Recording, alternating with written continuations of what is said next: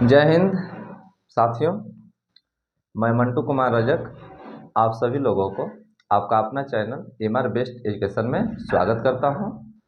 तो चलिए, बहुत से बच्चे कमेंट कर रहे थे कि सर आप कुछ क्वेश्चन गेस कर दीजिए, हम लोगों का 12th का एग्ज़ाम बहुत नज़दीक हो गया है। तो बहुत कमेंट देखने के बाद मैंने आज डिसाइड किया कि कुछ महत्वपूर्ण प्रश्नों को आपके सामने लाया जाए। तो ये मैं आपके सामने आज केवल भौतिक रसायन यानी फिजिकल केमिस्ट्री में जो 5 चैप्टर है, पहला, दूसरा, तीसरा, चौथा और पांचवा, उन पांचों चैप्टर से संबंधित कुछ यहाँ पर टॉपिक छांट दिया हूँ। आप सबसे पहले इन टॉपिक को अच्छे से पढ़ लें, इन टॉपिक पर अच्छे से पकड़ बना लें, क्योंकि आपकी तैयारी लगभग हो चुकी होंगी। अब बस रह गया है प्रैक्टिस की चीज़, थोड़ा बहुत देखना है। तो सबसे पहले हम यहाँ जो भी टॉपिक लिखे हैं हर चैप्टर वाइज है, ये 5 चैप्टर से है, फिर एक ऑर्गेनिक का और एक इनऑर्गेनिक का मैं ला दूंगा। आज इसको देखिए और अपने नोट से इन सभी टॉपिक को क्लियर कीजिए। जिनका क्लियर है तब तो बहुत ही हम समझेंगे कि आपका तैयारी फिजिकल केमिस्ट्री का सही हुआ है। यदि नहीं है तो उसको अच्छे से आप लोग 2-4 दिन में इसको अच्छे से प्रैक्टिस जरूर कर लें। तो सबसे पहले है ठोस अवस्था। ठोस अवस्था में आपको सबसे पहले क्रिस्टलीय ठोसों का वर्गीकरण, क्रिस्टलीय ठोसों को कितने भागों में बांटा गया है उसको अच्छे से देख लेना है। फिर उसमें आप पढ़े होंगे इकाई सेल, इकाई सेल के जो भी प्रकार हैं एफसीसी, बीसीसी, ईसीसी, उसको अच्छे से आपको देख लेना है। फिर संकुलन क्षमता, तो संकुलन क्षमता यानी यहाँ हम इंग्लिश इसलिए इसका लिखें कि ये भी कभी पूछ देता है हिंदी में, पैकिंग इफिशियंसी क्या होता है, इसको देख लेना है। और ये संकुलन क्षमता जब आप देखेंगे तो इस संकुलन क्षमता में मुख्य रूप से एफसीसी का संकुलन क्षमता आप जरूर निकालेंगे, एफसीसी का, ठीक है। सबसे इंपॉर्टेंट एफसीसी रहेगा, बाकी को छोड़ सकते हैं। चौथा टॉपिक आपका रहेगा ठोस पदार्थों में दोष। तो ठोस पदार्थों में अपूर्णता जो है ये मुख्य रूप से बिंदु दोष और रेखीय दोष होगा। तो इसमें बहुत सारा प्रकार आएगा, तो आपको मुख्य रूप से बिंदु दोष को देखना है। वो बिंदु दोष में कौन देखना है, अस्टाइकियोमेट्रिक दोष, जिसमें आपको साटकी दोष, फ्रेंकल दोष आ जाएंगे, उसको थोड़ा अच्छे से देख लेना है, इसको आप छोड़ सकते हैं, कोई दिक्कत नहीं है। फिर इसका लास्ट बिंदु जो होगा एन प्रकार के अर्धचालक और पी प्रकार के अर्धचालक को अच्छे से आप लोग पढ़ लेंगे, यहाँ से क्वेश्चन आने का चांस बन सकता है। यानी अर्धचालक क्या होते हैं, ठीक है, एन प्रकार के अर्धचालक और पी प्रकार के अर्धचालक, ये आपका ठोस अवस्था के ये 5 जो टॉपिक है बहुत ही इंपॉर्टेंट है। आप पहले इसको अच्छे से कंप्लीट कर लें। अगर ये कंप्लीट है तो मैं बताऊंगा तो आपको क्या करना है। पहला चैप्टर का हो गया बात। दूसरा चैप्टर जो है बिलियन, बिलियन में आपको मुख्य रूप से क्या देखना है, बिलियन में मुख्य रूप से देखना है ठोसीय, द्रवीय तथा गैसीय विलयन। इसका उदाहरण देखना है, ठोस ठोस का उदाहरण, ठोस द्रव का उदाहरण, द्रव द्रव का उदाहरण, द्रव गैस का उदाहरण, गैस द्रव का उदाहरण। ये जो है विलयन में एक एक उदाहरण देखना है, यहाँ से ऑब्जेक्टिव आने का चांस बनता है।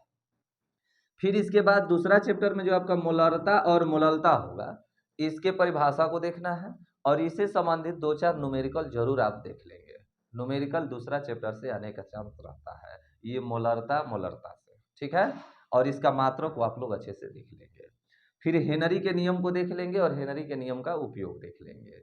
फिर वाष्प दाब के संदर्भ में राउल्ट का नियम आप पढ़े होंगे, इसको देख लेंगे। अणुसंख्य गुणधर्म, अणुसंख्य गुणधर्म को अच्छे से आप लोग पढ़ लेंगे। अणुसंख्य गुणधर्म और एक प्रकार मुख्य रूप से वाष्प दाब में आपेक्षिक अवनमन और क्वथनांक में उन्नयन, हिमांक में अवनमन, इन चारों को अपरासरण दाब, इन चारों को अच्छे से आप लोग देख लेंगे, ठीक है। तो ये दूसरा चैप्टर का हो गया। तीसरा चैप्टर आपका है वैद्युत रसायन। वैद्युत रसायन में आपको सेल को अच्छे से पढ़ना है, गैल्वेनी सेल, वोल्टीय सेल यानी डेनियल सेल, एक क्रिया विधि को अच्छे से आपको देख लेना है। फिर एक बाद मानक हाइड्रोजन इलेक्ट्रोड विभव को अच्छे से देख लेना है। तीसरा नरनष्ट समीकरण, नरनष्ट समीकरण इक्वेशन कैसे प्राप्त किया जाता है इसको अच्छे से देख लेना है। और फैराडे के विद्युत अपघटन का प्रथम और द्वितीय नियम को देख लेना है। ये आपका तीसरा चैप्टर हो गया। चौथा चैप्टर में आपको रासायनिक है, ये आप पढ़ेंगे तो इसमें बहुत सारा टॉपिक निकल के आएगा। लवण सेतु क्या होता है बोला, ये पूरा इसमें आपको 3-4 प्रश्न आपको अर्ध सेल ऑक्सीकरण, अपचयन ऑक्सीकरण, अवकरण इन सभी चीज इसमें बहुत सारा 4-5 बिंदु आपको मिलेगा, अच्छे से इसको देख लेना है। नर्नस्ट इक्वेशन को देख लेना है, फैराडे के विद्युत अपघटन के प्रथम और द्वितीय नियम को देख लेना है। फिर इसके बाद चौथा चैप्टर में चलते हैं रासायनिक बल गतिकी। रासायनिक बल गतिकी से भी आपको 2 नंबर 1 नंबर का प्रश्न ज्यादा देखने को मिलेगा।